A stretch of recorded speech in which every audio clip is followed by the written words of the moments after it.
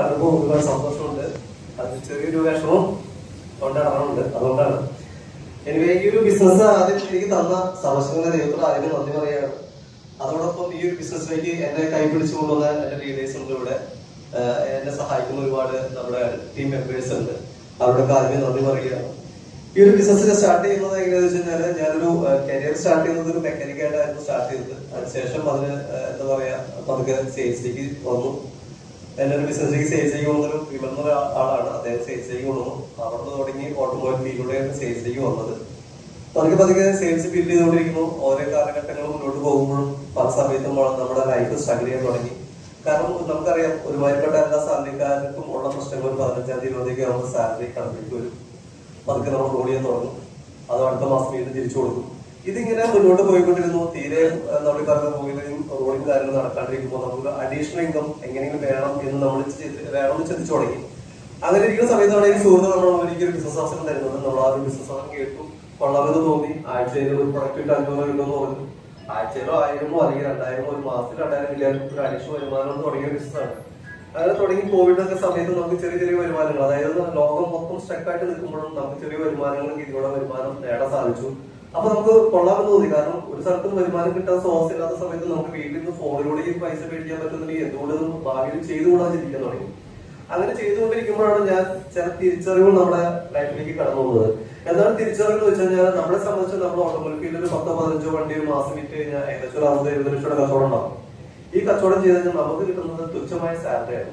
അതൊരു 10-30,000 രൂപ സാലറി ഉണ്ടാവും ഉൾപ്പെടെ. ആ ഒരു ബിസിനസ് ഞാൻ കുറെ കൂടി നമ്മുടെ ഒരു ബിസിനസ് പഠിച്ച് മനസ്സിലാക്കാൻ ശ്രമിച്ചപ്പോൾ നമുക്കൊരു കാര്യം മനസ്സിലായത്, നമ്മുടെ ബിസിനസ്സിൽ 50 ലക്ഷം രൂപ നമ്മുടെ ടീമിലൂടെ എന്താ പറയാ വരുമാനം ഉണ്ടാക്കാൻ ശ്രമിച്ചു കഴിഞ്ഞാൽ നമുക്ക് ഈ ഒരു ബിസിനസ്സിൽ നിന്ന് 2.5 lakh rupees വീക്കിലി ഇൻകം സാധ്യത തിരിച്ചറിയാൻ. എന്തുകൊണ്ട് ആണ് അപ്പൊ അങ്ങനെ ഒരു അവസരം തിരിച്ചെടുത്തുകൂടാൻ ഞാൻ നമുക്ക് എടുത്തുകൂടാൻ ഞാൻ തീരുമാനിച്ചത്? കാരണം നമ്മൾ എന്നും വർക്ക് ചെയ്ത് നമ്മൾ പലപ്പോഴും നമ്മുടെ പല ഓണർമാർക്കും അല്ലെങ്കിൽ നമ്മുടെ പറയുന്ന മുതലാളിമാർക്കും വേണ്ടിയിട്ടാണ് നമ്മൾ വർക്ക് ചെയ്യുന്നത്. അവരുടെ സാലറി നമുക്ക് തരുന്നുണ്ടെങ്കിൽ ഇത് നമുക്ക് ഓൺ ചെയ്യാൻ ബിസിനസ്സാണ്, എന്റെ ബിസിനസ്സാണ്. ഇവിടെ ആരും എന്റെ സപ്പോർട്ട് ചെയ്യാൻ ടീമേഴ്സ് കാര്യങ്ങളുണ്ട്. പക്ഷെ ഇതെന്റെ സ്വന്തം ബിസിനസ്സാണ്. ഇതിനുണ്ടാകുന്ന വരുമാനം എന്റെ തന്നെയാണ്. ഇത് എങ്ങനെ നേടാൻ പറ്റും എന്ന് ചോദിച്ചു കഴിഞ്ഞാൽ എന്റെ കൂടെ വരുന്ന ഓരോ ടീം അംഗങ്ങളുടെ വീട്ടിലേക്കും 500 തുടങ്ങി 1000-10,000 വരുമാനം മേടിച്ചു കൊടുത്തുകൊണ്ട് അവരുടെ വരുമാനം ഉറപ്പിച്ചുകൊണ്ടാണ് ഞാൻ എന്റെ വരുമാനം മേടിച്ചത്. ഇന്ന് ഈ ഒരു ബിസിനസ് ഞാൻ നിൽക്കുമ്പോൾ ഏകദേശം 3 ലക്ഷം രൂപ ഈ ഒരു ബിസിനസ് ഞാൻ എയിം ചെയ്ത് കഴിഞ്ഞു. 3 ലക്ഷം രൂപ എയിം ചെയ്ത് ഞാൻ റൂബി എന്ന് പറയുന്ന റാങ്ക് കംപ്ലീറ്റ് ചെയ്തു. ഒരിക്കൽ ഞാൻ ഈ ഒരു ബിസിനസ് ചെയ്തപ്പോൾ എന്റെ മകൻ എന്നോട് ഒരു കോൺടെസ്റ്റ് ഇതുപോലെ നടക്കുന്ന സമയത്തായിരുന്നു. ടൗൺ ഹോളിന്റെ ഒരു കോൺടെസ്റ്റ് നടക്കുന്ന സമയത്ത് തായ്ലൻഡ് ഉണ്ടായിരുന്നു. അപ്പോ അവൻ എല്ലാ ദിവസവും ഇരിക്കുമ്പോൾ ചോദിക്കും, പപ്പ ഇത് ആവും, റെഡി ആവും, നടന്നു. ലാസ്റ്റ് വീക്ക് കംപ്ലീറ്റ് ചെയ്തപ്പോ ഒരു ഫ്രൈഡേ കഴിഞ്ഞു സാറ്റർഡേ മോർണിംഗിൽ വിളിച്ച് പുള്ളി എന്നോട് ചോദിച്ചു, അപ്പൊ എന്താ ഈ റൂബി കംപ്ലീറ്റ് ചെയ്തോ, നമ്മൾ തായ്ലൻഡ് നടക്കില്ല, പോകാൻ പറ്റില്ല. അപ്പൊ പുള്ളി ഞാൻ സത്യം പറയുമ്പോ ഇവൻ ഇതെന്ത് പറയും എന്നുള്ള എനിക്ക് വിഷമായിരുന്നു. ഇവരത് എങ്ങനെ അക്സെപ്റ്റ്. പക്ഷെ അവിടെയാണ്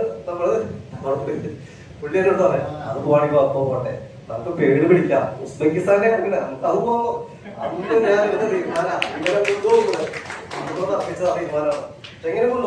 അതിനൊരു അവസരമായിരുന്നു നമ്മുടെ മുമ്പിൽ കിട്ടിയതായിരുന്നു. ഈ പേടുന്ന ഈ റൂബി കംപ്ലീറ്റ് ചെയ്യുമ്പോൾ മലേഷ്യ പോകുന്ന അവസരം. അത് മനസ്സിലാക്കി നമ്മൾ കൂടെ നിൽക്കാൻ സഹായിച്ച ഒരുപാട് ടീം മെമ്പേഴ്സ് ഇതിനകത്ത് കൂടെ ഉണ്ട്. അവരെല്ലാം കാരണം ഞാൻ പറഞ്ഞ ഈ ഒരു ബിസിനസ്സിൽ നമ്മൾ വരുമ്പോൾ ഒരുപാട് കാണുന്ന ഒരു കാര്യം എന്ന് പറഞ്ഞാൽ ഇന്ന് ഈ ഒരു പ്ലാറ്റ്ഫോമിൽ എനിക്ക് പരിചയമുള്ള എന്റെ ഫാമിലി അല്ലാതെ ആരും എനിക്ക് പരിചയമില്ല. ഈ ബിസിനസ്സിൽ വന്നതിന് ശേഷമുള്ള പരിചയമുള്ള ആൾക്കാരുണ്ട്. ഇത്രയും പേരെ ഈ ഒരു ഹോളിഡേ ഈ പ്രോഗ്രാമിന് വേണ്ടി വന്നിട്ടുണ്ടെങ്കിൽ അത് ഈ ഇൻഡസ്ട്രിയുടെ പവറാണ്.